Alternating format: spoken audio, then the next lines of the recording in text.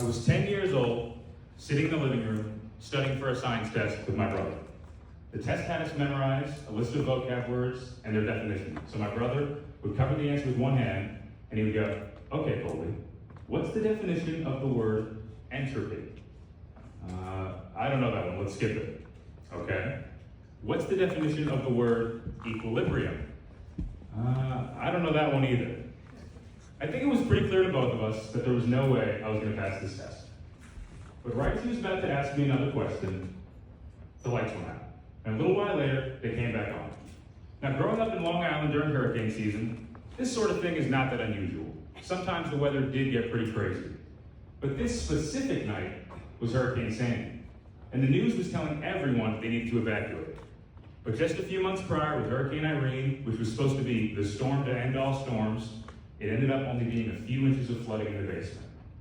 So my parents, perhaps unwisely, decided to make the decision that we were going to stay, not evacuate, and brace the storm.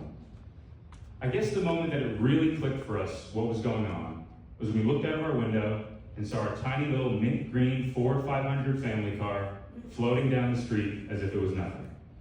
At that moment, my parents rushed downstairs, trying to salvage anything they could, but it was far too late. My mom screamed, "We have to go." My dad yelled back, "I can't." He was trying to come to terms with what was going on. He didn't know it yet, but the life he was trying to save was already gone. At that exact moment, the downstairs bathroom door burst open with water rushing in, now twice as fast.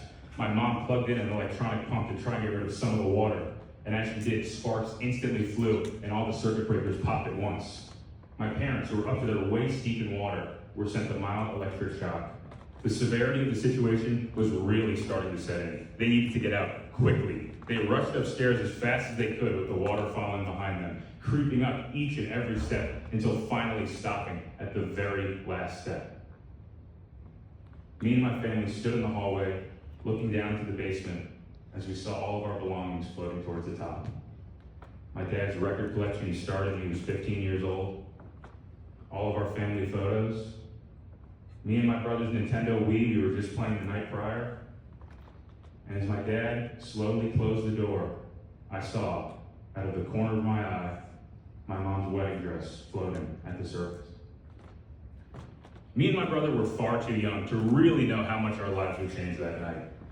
But as we slept upstairs in my parents' bed, with my brother on my mom's left and me on her right, I could not go to sleep.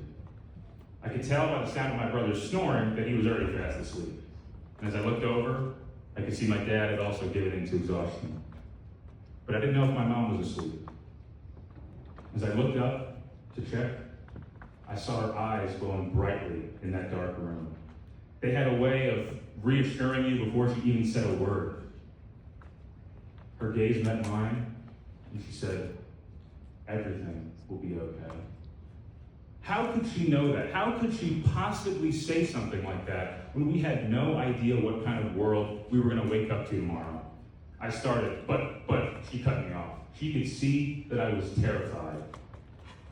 She said, "Everything may be different, but everything will be okay." I was still scared. She tried to change the subject.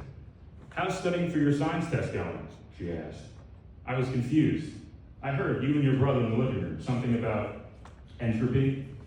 Entropy is the idea that things in our universe tend towards disorder and chaos. That's what this is, pure, unbridled entropy. Life has a way of mixing things up and leaving us to pick up the pieces. But then she said, just like in your science class, there is always a way to find equilibrium. I fell asleep in awe of my mother, not only of her impressive understanding of fifth grade science, but also of her ability to conquer fear like that. I mean, she knew we were going to be okay. She could see the future. The next morning, we woke up to the pungent stench of the ocean on our front door. There were dead fish in our driveway, trees falling over. Our neighborhood looked like a war zone. My mom was right. Things were definitely going to be different. We moved in with my uncle, and as we decided what we were going to do next, the words of my mother echoed in my mind. Different, but okay. My school, which was completely destroyed, meant I had to go to a new school with all new people. Different, but okay. and my house, which was now unsuitable for us to live in, forced us to move into a crappy little rental property on the other side of town. Now that was really different, but I had faith. Faith in my mother and faith that things were going to be okay. And as it turns out, she was right. Everything ended up being okay. At my uncle's house, I met cousins that I never even knew existed. And at that new school, I met friends that I still have to this very day. And while I don't have very many nice things to say about that little rental property, I'm happy to say that FEMA ended up rebuilding my house completely for free just a few years later. There it was, the okay, after all this time. But I never doubted my mom for a second. And despite what she may tell you, she is in fact not a fortune teller, and she cannot predict the future. So then how did she know that night that things were going to be okay? She knew because you make them okay. That's what you do. In all the chaos, disorder, and entropy that life has to offer, my mom understood and taught me that there is always a way to find equilibrium, and there is always a way to make things okay. Thank you. Are you disappointed with how things turn out for you? Somebody asked me that when I was sitting on my living room couch, and I looked down at the ground, and all I could do was whimper out a little, no. But that question haunted me. And the next few days I spent pacing around my house, thinking about it over and over and over again. How happy I've been, how things have changed, how there was a lot more to it than a simple no. For a while, I watched as I got older. 17, 18, 19, and the next, and the next, and the next. Other people seem to have such an easy time creating connections, bonds with others. They seem so happy with themselves. I felt like someone's forgotten experiment, just waiting to feel complete. I realized I had a choice. To keep living as I am, and watch this life pass me by, or to reclaim my agency and do something for myself for once so that I could be happier. So, one night, I decided to buy the clothes I want to wear, buy the makeup I want to put on. After putting on all the product, I started to walk downstairs, double checking that my dad and family were going to be gone for the night. And when I walked into my living room, there's this giant mirror in there. And the only thing illuminating the entire house is this dim light from the kitchen. And when I walked up to the mirror and I looked, I didn't recognize my physical self. Instead, I saw myself how I wanted to be. I was so confused when a glassy reflection appeared in my eyes. But as the warm tears gently fell and caressed my cheek, I remembered how it felt to cry. That white hot feeling in my face as they rolled down gave me a fuzzy, comforting feeling. It was like I was real again. And it was years since I felt such conviction in my life to do something. I kept asking, why? Why can't it always be like this? But it could. I could be beautiful as a girl. After thinking it over and over and over for months on end, I decided to change the chemical makeup of my own body. The changes were slow and subtle, but over time, they became obvious. My skin, my face became soft, the fat started to shift in my body, my cheekbones started to stand out. I could think clearly and live in the present moment. Other people noticed too, that there was a spark in my eyes that was simply absent before. I became something I thought impossible, beautiful in my own eyes. I used to dread looking at clothing stores, but at every opportunity I get now, I go inside one. When I think my outfit or makeup looks good, I send a picture to my friends. My name was just a sound before, but became a tune I jam out to any day of the week. I was living instead of watching. But of course, nothing in life can be that easy, right? So, one morning, my friend and I gear up to get some golden, fluffy pancakes. And we roll to the diner, and I see this big crowd waiting outside. And I can feel my heart rate kick up, pins and needles in my chest because, well, I'm me, and my friend is a 205-pound, shredded black dude. We didn't exactly fit in at the family diner. So, as we walk up to the crowd, I bow my head immediately, look down, but that doesn't matter, because I can feel them staring at us, staring at me, suffocating me, enveloping me. Every stare like another needle in my side. Their conversation stopped as my face turned bright red, and all I can hear is as I speed walk for that lobby door to escape. When things of that nature would happen in public, it made me think, I deserve this. Deserve to be humiliated, feel worthless, embarrassed, that if something horrible happened because of who I was, that it was supposed to happen. I fully convinced myself I was horrible and terrible because I decided to show my face in public. Those who uplifted me, who supported me, helped me to reject those ridiculous ideas. That I went to that restaurant because I wanted a meal like everyone else inside that building. That I have this one chance at life. I'm not gonna blow that chance living someone else's life for the sake of people, frankly, I don't care about. Maybe it's not easy for some of us to write down our formulas right the first time. And once you do, it won't solve all your problems, but it gives you problems worth solving. It doesn't matter who I am, because I just try and bring kindness and smiles to those around me. That is enough. I am enough. And I'm glad I can be here today, look up and say that I am proud of how things turned out for me.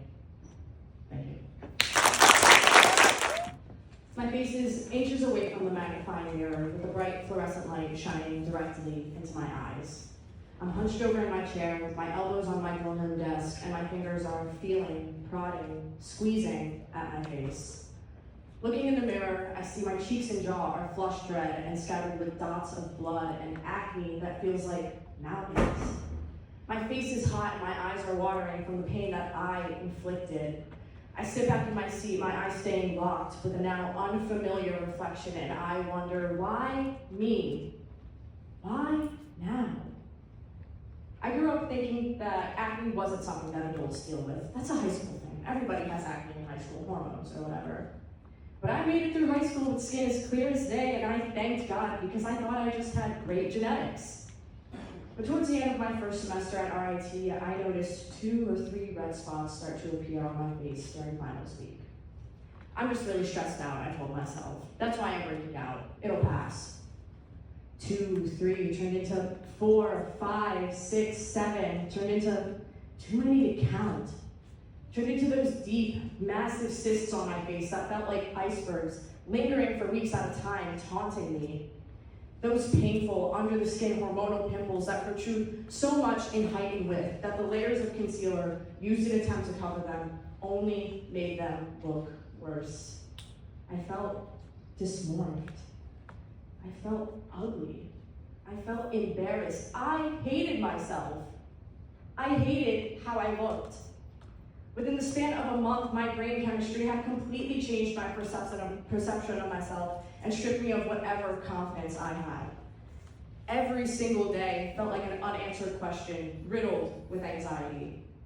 Did another one appear last night? Does it look better today? Is it ever going to look better? I couldn't even think about anything else when this is all I could feel, all I could see, and I felt insane trying to figure out what caused this sudden explosion on my skin. I was defeated. I couldn't control this myself. The changes that my body was experiencing were beyond me, so in January, I picked up the phone and I scheduled an appointment with the closest dermatologist that I could find to campus. I fell into this ritual of absolute perfection with the routine the dermatologist gave me. Wash my face morning and night, use whatever cream she gave me, and take my antibiotics twice a day. Wash my face morning and night, use whatever cream she gave me, and take my antibiotics twice a day. Every single day. I switched out my pillowcases every 2 days. Every time I would wash my face, I would use a different rag and wash them separately from the rest of my laundry, and I would never, ever let my hand rest on my face.